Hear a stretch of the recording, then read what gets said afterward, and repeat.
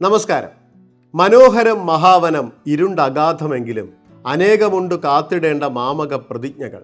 അനക്കമറ്റു നിദ്രയിൽ ലയിപ്പതിന് മുൻപിലായി എനിക്ക് അതീവ ദൂരമുണ്ട് അവിശ്രമം നടക്കുവാൻ. റോബർട്ട് ഫ്രോസ്റ്റിൻ്റെ മനോഹരമായ വരികൾക്ക് കടമ്മനിട്ട രാമകൃഷ്ണൻ എഴുതിയ മലയാള പരിഭാഷയാണിത്. Woods are lovely dark and deep but I have promises to keep miles to go before I sleep and miles to go before I sleep. അമേരിക്കയിലെ മഹാകവി റോബർട്ട് ഫ്രോസ്റ്റിൻ്റെ stopping by the woods on a snowy evening പ്രസിദ്ധീകരിച്ചിട്ട് 100 വർഷം. കാലദേശങ്ങൾക്ക് അതീതമായി സാഹിത്യപ്രേമികളുടെ മനസ്സിൽ മഞ്ഞുപോലെ ഉറഞ്ഞുകൂടിയ വരികളാണ് ഇത്. ആ വരികൾക്ക് 100 വയസ്സ് തികയുന്നു. നീണ്ട പേരുള്ള ഒരു കൊച്ചു കവിത. ആ കവിതയുടെ ലാളിത്യം തന്നെയാണ് അതിൻ്റെ മുഖമുദ്ര. അതുതന്നെയാണ് ആഗോള സാഹിത്യ ലോകത്തെ മുഴുവൻ വിലയിരുത്തലും. 16 വരികൾ മാത്രമുള്ള ഒരു കൊച്ചു കവിത. ഒരിക്കൽ വായിച്ചവർക്ക് ആ മഞ്ഞുമൂടിയ കാനനപാതയിലെ ഒറ്റ വരി വഴിയിലൂടെ നടന്ന പോലൊരു തോന്നലുണ്ടാകും.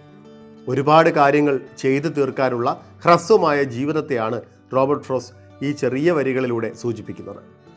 കവിതയുടെ വ്യാഖ്യാനങ്ങൾക്ക് ഇത്രമേൽ സാധ്യതകളുണ്ടെന്ന് ഓർമ്മിപ്പിച്ച വരികൾ കൂടിയാണിത്. കാട് മനോഹരമാണ്, ഇരുണ്ടതും ആഴമുള്ളതുമാണ്. എന്നാൽ എനിക്ക് പാലിക്കാൻ വാഗ്ദാനങ്ങൾ ഏറെയുണ്ട്.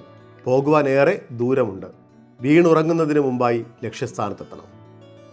പ്രധാനമന്ത്രിയായിരുന്ന ജവഹർലാൽ നെഹ്റുവിൻ്റെ മരണശേഷം അദ്ദേഹത്തിൻ്റെ ഓഫീസ് മുറിയിൽ നിന്ന് ഈ വരികൾ കിട്ടിയതോടെയാണ് അതിൻ്റെ സ്വീകാര്യതയെക്കുറിച്ച് രാജ്യം ചർച്ച ചെയ്തത് എന്ന് പല മാധ്യമങ്ങളും മുമ്പ് പറഞ്ഞിട്ടുണ്ട്. ഒരു ശരാശരി മനുഷ്യൻ്റെ ജീവിതവും ചിന്തയും പ്രതിഫലിപ്പിക്കുന്ന വരികളാണിത്.